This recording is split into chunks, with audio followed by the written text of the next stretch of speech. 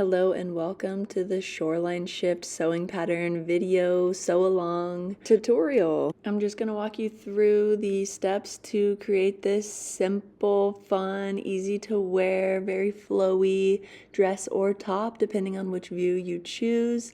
It is a super quick sew and it is one you're going to want like 5 or 10 or 15 or so in your wardrobe from what myself and the testers have found. So let's get started. So we've got all our pieces cut out. Here's my front, my back, both cut on the fold. Here's 2 pockets, 2 more pockets, and that placket. And if you are using a very lightweight fabric, cut that placket again and some interfacing just to reinforce the front. So first thing we're going to do is take that center front, open it up, and line up that placket on that center front line. So the center of the placket and the center front of the dress are lined up. You can pin it in place, and we are going to stitch along the stitching line that is marked on the pattern piece itself.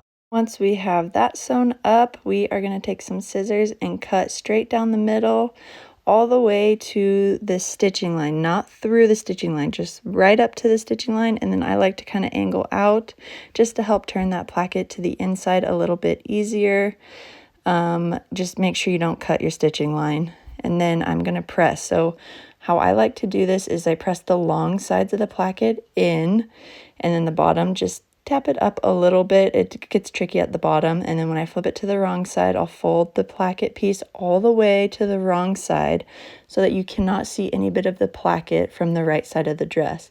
And again, I like to start with those long sides, and then when I get to the bottom, I just tug the bottom piece of the placket out, and that seems to pull, the rest of the placket to the wrong side. So that way I see just a tiny bit of the right side of the fabric, and that way from the front you won't see any bit of the placket piece.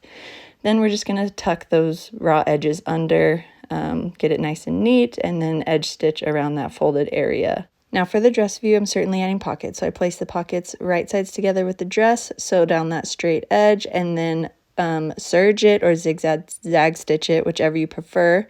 Do that for each side, front and back, and then I line up those side seams, and then I will sew down the side, around the pocket, and then down to the hem, and then finish that with a serger or zigzag stitch as well. Of course, if you're doing the top, skip the pockets, just sew straight down that side seam. Next, I'm going to do that for the shoulder seam, so I line up the shoulder seams, sew, serge, or zigzag, press to the back. And then now we are going to go on to the neckline. So I have my bias tape, my single fold bias tape, and I have folded back just that front edge. And of course, that long edge you were unfolding and you were stitching in that fold around the whole neckline, all the way around to the other side of the front, and just fold back that center front piece. And I'll show you here, I've sewn this all the way around the neckline, over the shoulders, and that folded back piece just makes it so that you have a finished front edge. And now I'm going to understitch that seam allowance onto the bias tape.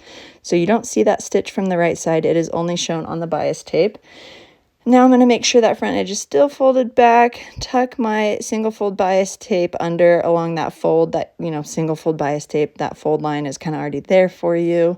Use that to your advantage. We're going to fold the bias tape all the way back so you cannot see any of it from the right side there. And then we're going to stitch along that folded edge of the bias tape. Do not stitch down the center front because that is the channel that you are going to insert your tie through.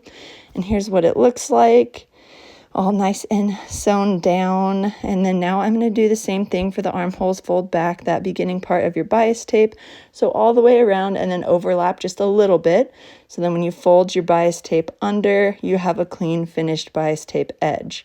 And you can see here I have a center back seam. That's because I was using scraps here. But now you just fold up your hem and stitch it down, and then we are going to thread the tie. So I'm using pre-made bias tape, so I just sewed that bias tape completely shut so the raw edges are concealed.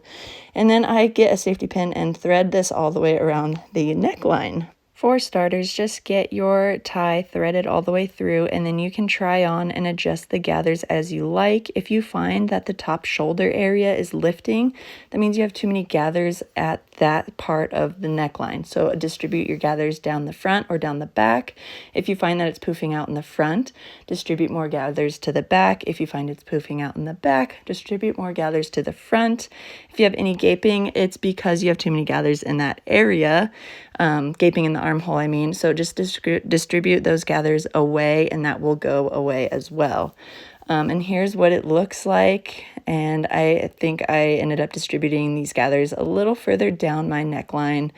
But that's that. Just try it on and distribute to your liking. I like to tie a knot at the end of my ties, and that's literally it.